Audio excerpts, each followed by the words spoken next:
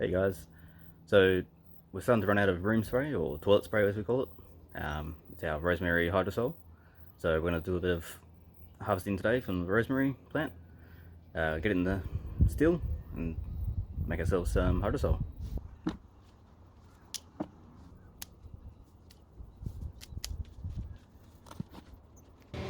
So very simply, we're just going to take these long stems, we're just going to do small cuts, because even inside the actual stick you'll find it's got plenty of oils and stuff that we need for the hydrosol, so we use every last bit. Okay, so on our journey to self-sustainability, our first step was growing our own fruit and veg. So when we go to the grocery store, we don't go down the fresh produce aisle at all. Our next step was to eliminate the cleaning aisle. So Matt makes the hydrosol and I make the cleaning product. What we use the hydrosol for is a toilet spray. For the toilet cleaner, I use the hydrosol with a half a teaspoon of the dishwashing powder, and that is great. It works as a degreaser, it works to get anything off, it's amazing. Then again, for our dishwashing powder, I use that recipe. I also use that as a floor cleaner if there is stubborn stains on the floor, because it's just amazing, it gets everything off like magic. For our body wash, I make that's with a different hydrosol that's got the sage, oregano, rosemary, thyme, chamomile, calendula and bay leaves in it, and it's great for the skin. It's a great detox too while you are showering. That steams, you breathe it in, but it's also absorbed through the skin, so it's really great, and it's got a little bit of rosemary oil in it as well, so it keeps the skin nice and soft.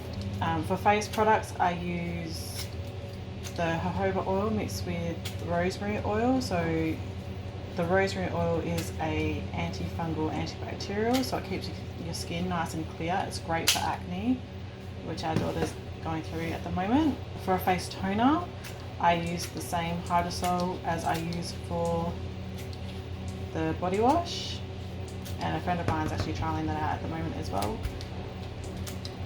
We also have an anti-dandruff serum that we use, and that is the body wash hydrosol with rosemary, and that kills any dandruff at all. And we also have a hair brush cleaning system as well, which helps with dandruff with young kids. So that is rose extract and alcohol, and then we use dishwashing powder that's got salt and citric acid and all of that in, so it gets any nasties off, and then we just sit it out in the sun to dry, and that keeps any bacteria away. The only thing that we buy at the moment in the way of toiletries is toothpaste, mouthwash. We would like in the future to eliminate buying toothpaste and mouthwash because it's full of nasties, so if anyone does have any recipes or powders that work, please let us know in the comments.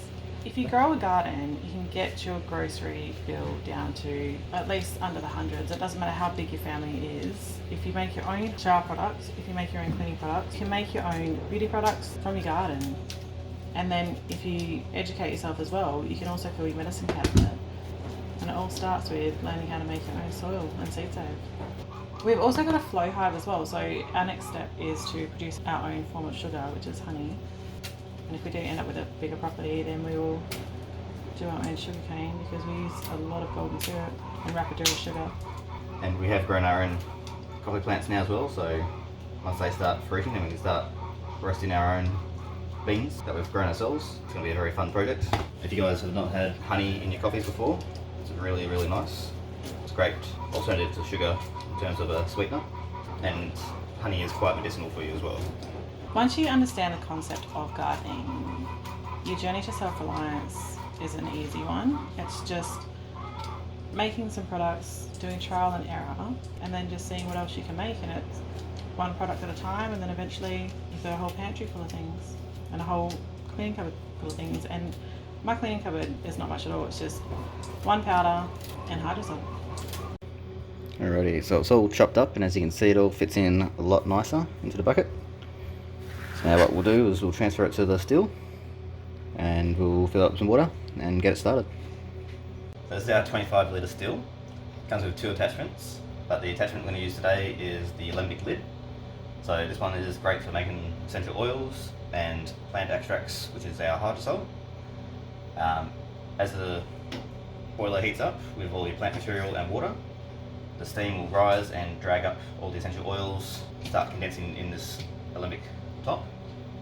As it goes through this spout up the top here, it'll get cooled by water flow. So we have a solar pump that will pump water through this cooling tube. So as the steam comes through, it will condense down as it cools down into a liquid, and then it will come out the spout at the end into our essentia, which we'll show you later, where it gets separated into oil and hydrosol. So once it's separated there, it gives us 2 products, the essential oil and the hydrosol. So we'll show that a little bit later.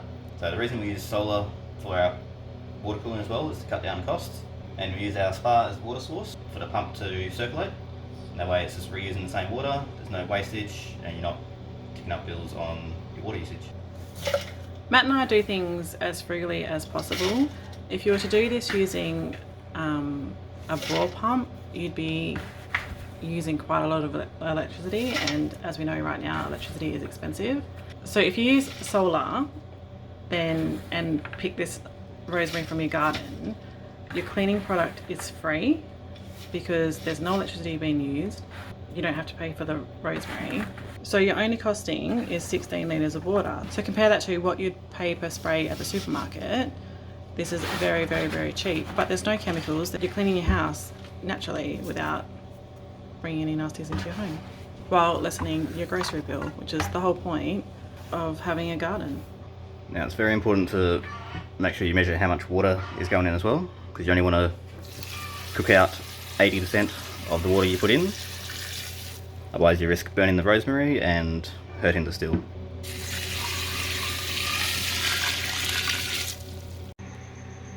Okay, and this is our essentia, which another name for it is a oil water separator.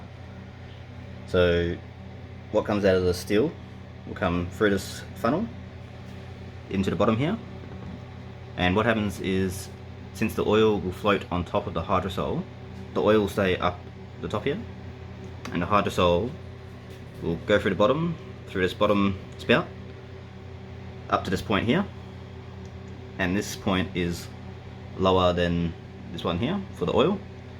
So the oil will always stay at the top, and as the hydrosol comes through and fills up, it will drain out, leaving enough room in here for the oil to sit, and that's how we keep our oil and hydrosol separate. Alright guys, so this is our solar pump, sitting in the spa. This tube here goes into the still to cool it down, and then this one here is the water that comes out, and I'll show you what it looks like on the inside. Alright, so this is the water pipe that's coming in that you saw before. It comes into the bottom. So this water doesn't actually go into the still and touch anything inside. It just goes through the outside here, and it cools down the steam that's inside this tube. And then as it takes the heat out, it'll go through this tube here, taking it back to the spa, and then it just recirculates all that water. The steam and hydrosol that comes out of the still goes up and through this inside tube, and then out this bottom tube here into our essentia.